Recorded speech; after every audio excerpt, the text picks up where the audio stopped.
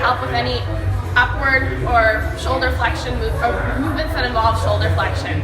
So the first one, Ian here's going to help me demonstrate. He's just going to assume almost like a plank position against the wall with one leg forward. So this is going to make sure that he maintains a neutral pelvis and he doesn't go into any lumbar extension as he does the exercise.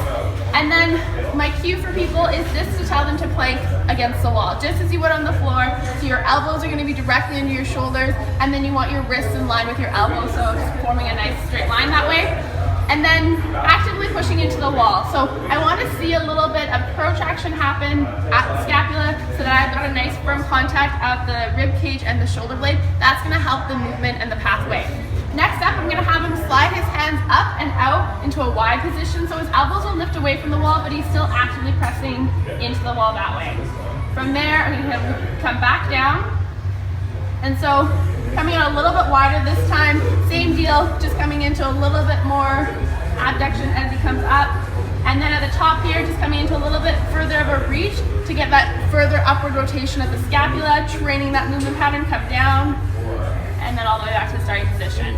So typically I would prescribe no more than 5 to 8 repetitions for that exercise to ensure the quality of the movement is maintained. The next exercise that we're going to be doing is you're just going to need a little mini band. He's going to assume that same position of planking against the wall, and the mini band is going to be just around his wrist.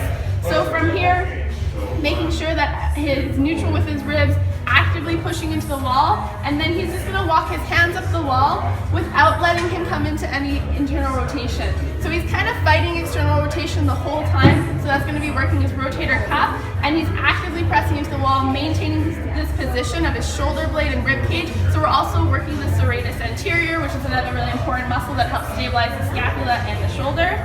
And then coming back to rest position. If you find this really fatiguing, you can take a rest and relax in between each rep. You just want to make sure you're not feeling it all in your upper shoulders. You're primarily feeling it into the back of your shoulder blades.